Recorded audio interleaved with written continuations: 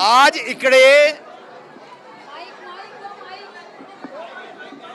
इकडे दिंडोशी विभागातील आमचे सर्व महायुतीचे कार्यकर्ता ज्यांनी माझ्यासाठी निवडणुकीच्या प्रचारमध्ये खूप काम केलं, अहोरात्र काम केलं, असं सर्व कार्यकर्त्यांना धन्यवाद देण्यासाठी आणि त्यांच्या प्रति आभार प्रदर्शन करण्यासाठी आजची मीटिंग आम्ही ऑर्गनाईज केला होता।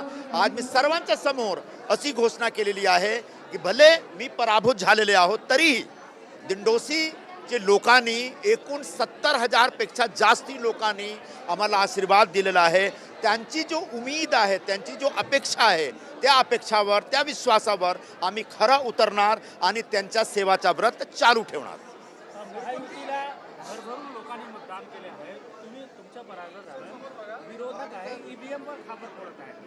हे बघा, जो ये काँग्रेसवाले आहेत ना किंवा ये उबाठावाले जेव्हा निवडणुकीत जिंकतात तेव्हा ईव्हीएमची जय जयकार करतात, जेव्हा निवडणुकीमध्ये हारतात, पडतात तेव्हा तो निवडणुकीच्या विरोधात एक कॅम्पेन करतात। हा चुकीचा आहे। त्यांच्या निवडणुकीच्या प्रचारमध्ये काहीतरी कमी होता, त्यांच्या लोकांबरोबर जो कनेक्ट होता तो कनेक्टमध्ये कमी होता। समजा ईव्हीएममध्ये काय काहीतरी गडबड झालेला आहे, तुम्ही कशाला पडलो, मला पण ते काढू शकत होते। तो आता ईव्हीएममध्ये काहीही दोष नाही। आता ईव्हीएमच्या नावाने जो एक विलाप करण्याचा जो त्यांचा कार्यक्रम आहे ते असा त्याने बंद केला पाहिजे आणि आता कसा लोकांबरोबर जायचा, कसा लाडकी बहिणीबरोबर जायचा, कसा महाराष्ट्रामध्ये जो डेव्हलपमेंटचं काम चालू आहे त्या बरोबर चलायचा, याच्यावर त्यांना विचार केला पाहिजे। त्यांच्या कार्यकर्त्यांचा आणि त्यांच्या नेत्यांचा लोकांचा जो कनेक्ट असतो तो कनेक्ट मिसिंग आहे, त्याच्यामुळे त्यांच्या इलेक्शनमध्ये नामुमकिन होता है।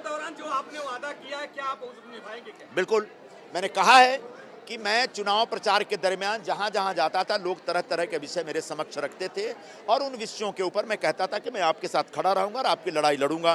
तो जिन विषयों के ऊपर भी जो भी लोगों की तकलीफ है उसको भरसक हारे हुए उम्मीदवार होने के बावजूद उनके साथ खड़े रहेंगे। सरकार हमारी है, शासन हमारा है, तो निश्चित तौर पर उनके विषयों को रिप्रेजेंट करते हुए उनको कैसे जल्दी से जल्दी और ज़्यादा से ज़्यादा न्याय मिले इस दिशा में प्रयास किया जाएगा। महाराष्ट्र का मुख्यमंत्री कौन बनेगा? कोई भी बने, कोई फर्क नहीं पड़ता। जो भी मुख्यमंत्री बनेगा हमारा होगा, हमारा नेता होगा, महायुति का होगा। हम तो बार बार बोलते थे महाराष्ट्र में जो मुख्यमंत्री होगा महायुति का होगा। हम तीनों पार्टियों के लोग एक महायुति के कार्यकर्ता के तौर पे महायुति करके काम किए थे। हम लोगों ने वोट भी मांगा था महायुति के लिए, इसलिए महायुति का ही मुख्यमंत्री बनना चाहिए, ये हमारी इच्छा थी और ईश्वर ने हमारी इच्छा पूरी की है। महायुति के मुख्यमंत्री बन रहे हैं। बांग्लादेश में जिस प्रकार साधु संतों को मारा जा रहा है उसको लेकर बहुत गलत हो रहा है और मैं भारत सरकार से अपील करता हूं कि जितना जल्दी हो बांग्लादेश के मामले में इंटरवीन करिए और बांग्लादेश के हिंदुओं की रक्षा करने की दिशा में एक सख्त कदम उठाइए। बांग्लादेश बनाने वाले हम हैं, बांग्लादेश के लोगों को रोटी खिलाने वाले हम लोग हैं और आज बांग्लादेश में अगर हमारे हिंदू समाज के लोग असुरक्षित हैं तो हमारे लिए बहुत बड़ी चिंता का विषय है। हमारे प्रधानमंत्री जी पर हमको पूरा विश्वास है कि आने वाले दिनों में उनकी दखलंदाजी के बाद बांग्लादेश में हमारा हिंदू समाज सुरक्षित होगा। बहुत कम वोटों से आपका पराजय हुआ, जिससे 70,000 लोग बहुत दुखी हैं। ऐसे लोग, जो दुखी लोग, जो आपके मतदाता, उनके लिए आप क्या कुछ करना चाहते हैं? ऐसे 70,255 मतदाता जिन्होंने मुझ में विश्वास जताया और जिन्होंने महायुति का एक उम्मीदवार चुनकर लाने की दिशा में प्रयत्न किया, उनसे मैं इतना ही कहूँगा, निराश मत होइए, निराश मत होइए।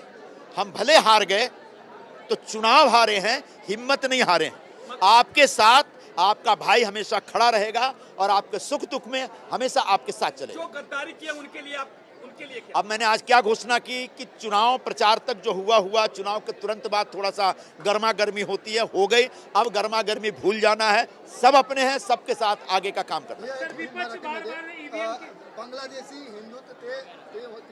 बांग्लादेशमध्ये हिंदू समाजाचे साधू संतांवर जे हल्ले होत आहे तो एकदम से निषेधार्ह आहे।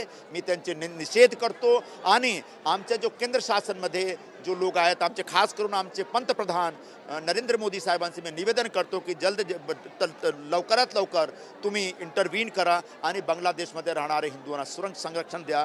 कारण असं आहे आहे की बांगलादेश म्हणजे एक छोटासा देश आहे, आमच्यामुळे तो देश अस्तित्वात आला, आमच्यामुळे तो देशचे लोक जगले आणि आता त्या देशात ज्या प्रकारे आमचे लोकांवर हल्ले होत आहेत तो चुकीचं आहे आणि ते थांबायला पाहिजे, लवकरात लवकर थांबायला पाहिजे. आणि मला विश्वास आहे आमचे पंतप्रधानावर, आमचे पंतप्रधान नरेंद्र मोदी साहेबांवर की ते लवकरात लवकर हिंदूंना संरक्षण देण्याची व्यवस्था करणार. धन्यवाद. ईवीएम मशीन का जो रोना है ये बहुत ही शर्मनाक और दुखद है. पिछले 2016-17 के बाद से आज तक देश में 40 चुनाव हुए और 40 चुनावों में कांग्रेस सिर्फ 6 चुनाव जीती है, बाकी सारे चुनाव हार गई है. और जब जब चुनाव जीतती है, मसलन कर्नाटक का चुनाव जीते, हिमाचल का चुनाव जीते, वेस्ट या फिर आपका तेलंगाना का चुनाव जीते, राजस्थान का चुनाव जीते, मध्य प्रदेश का चुनाव जीते, जब चुनाव जीतते हैं तो ईवीएम की जय जयकार करते हैं और चुनाव हारते हैं तो ईवीएम मुर्दाबाद करते हैं. ये जो दुटप्पी भूमिका है, ये जो दोहरापन है, ये बहुत ही गलत है.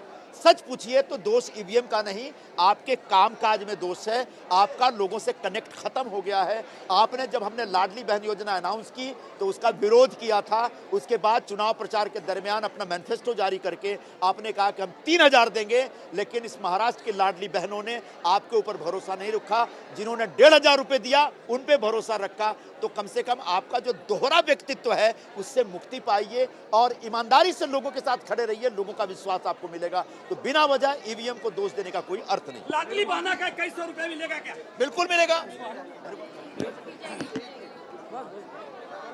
लाडली बहन योजना में हमें 1,500 रुपए दे रहे हैं और आने वाले दिनों में 2,100 रुपए देने की घोषणा है. और 100% महाराष्ट्र की हर लाडली बहन को अब हर महीने 2,100 रुपए की सम्मान राशि मिलेगी.